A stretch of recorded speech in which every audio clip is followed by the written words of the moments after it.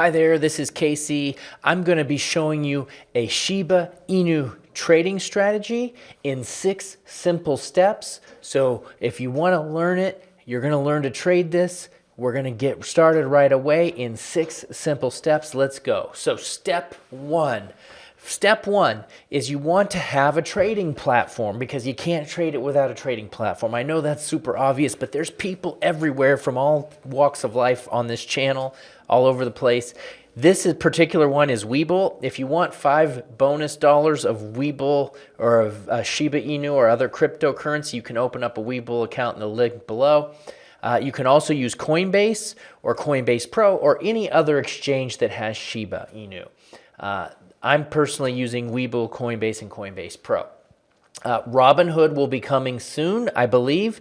They haven't made an announcement yet, but if you're trading on Robinhood, they should have that very soon, I believe. I can't speak for certain, but I think it's coming. So that's step 1. Now on to step 2. Step 2 is we're going to want to trade this on a 1-hour chart. So I'm going to just change my time frame here to 1 hour. Right, so that's step 2. Step 2 is to have a 1-hour time frame, and the reason we're going to do that is because that's the preferred time frame for me. This strategy will work on any time frame, so if you want to use it on a different one, that's fine. But for my training purposes today, I'm going to use it on a 1-hour time frame. So that's step 2. Step 3 is to add support and resistance levels onto your chart.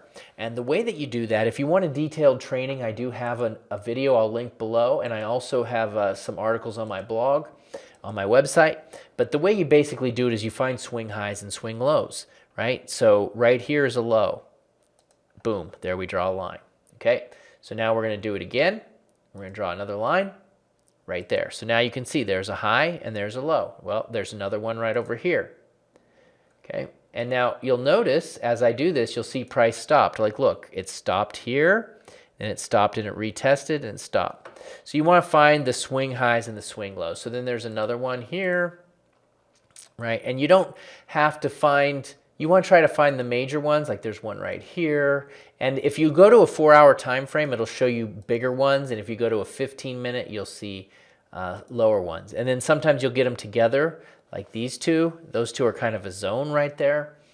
And so we'll just keep doing that for just another minute here. And we want to find where these levels are, because we're going to use these levels for trading.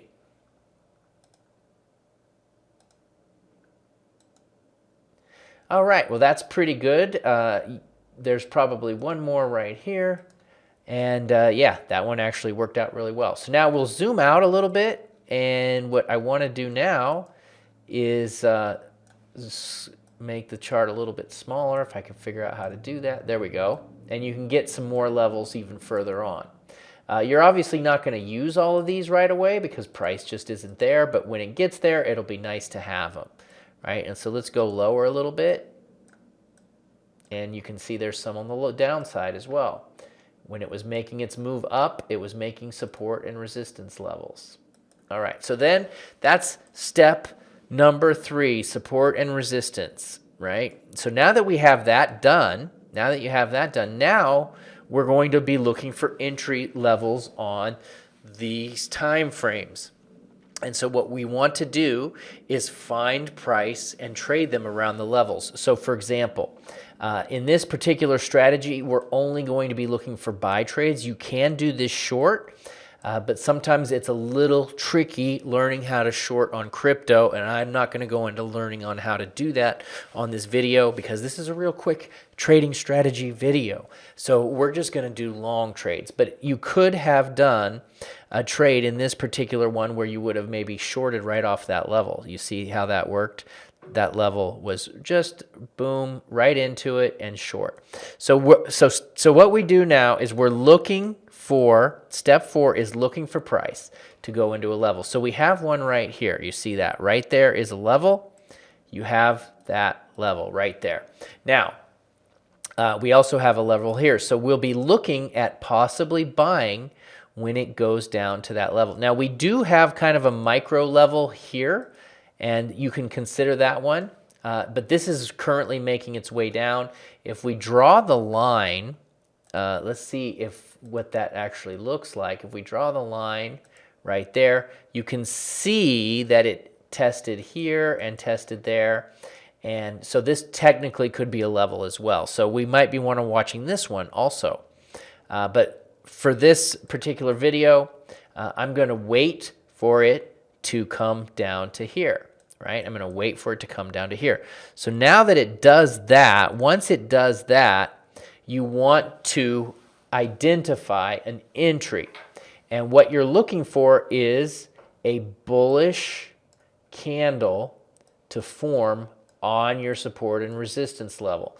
And so you're looking for a bullish candle that will take out a previous low or a previous high. For example, here's one right here. Here was the level, and you see that it went and it tested the level. Sometimes the level will get touched and go below. Sometimes it'll stop before the level. It's not, when you're looking at a level, it's not always boom to the penny, or in Shiba Inu's case, into the micro penny. It's not always perfect. It's usually more of a zone than it is a level.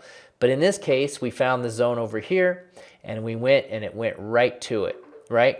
And what we wait for is for a bullish candle. And the reason why we do that is because sometimes price will slice right through a level, like it did right here. You see how it just sliced right through, and it didn't stop? So we want to see it stop first.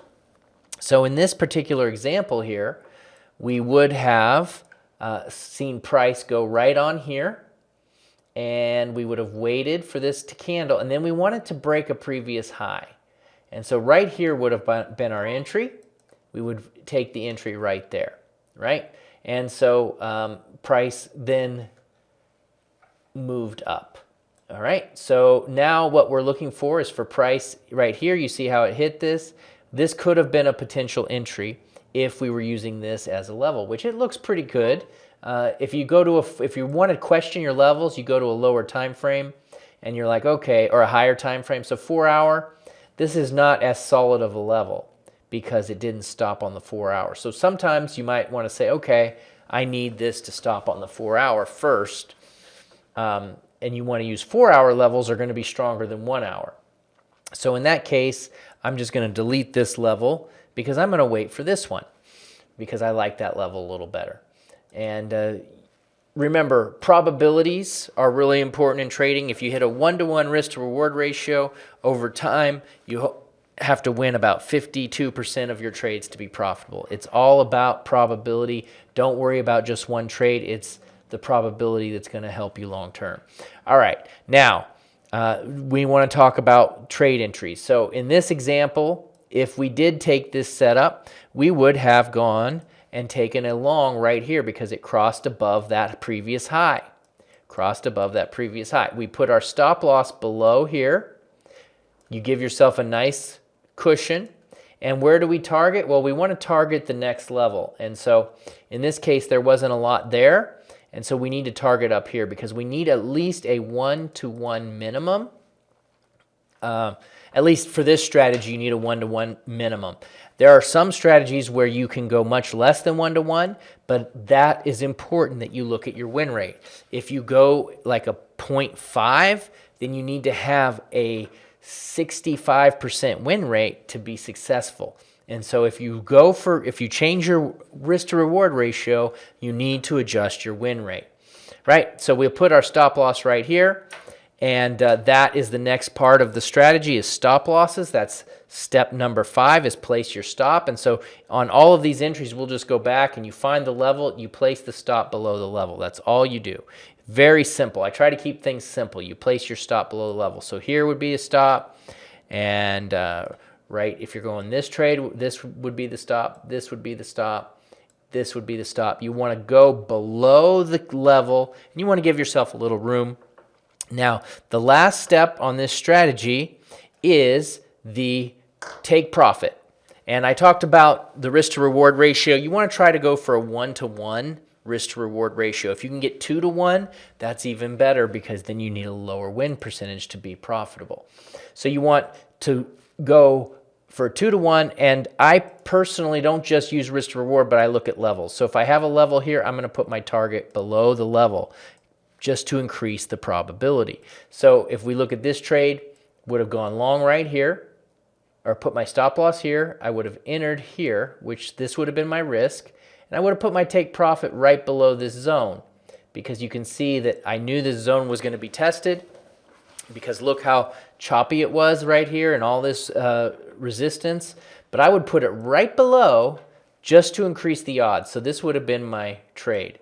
My risk would have been this much and my trade there. So that's about a 2 to 1 risk to reward ratio. So again, just on entries, we'll put our stop here, our take profit right below the resistance, our take profit right below the resistance on this trade. If you're targeting here, your entry right below the resistance, stop loss. Here you want to put it right below the resistance. You always want to put it right below the resistance to increase your profitability and your probabilities for having success. So I also have a complete in-depth article on my website about this strategy where you can read it, look at examples, and study.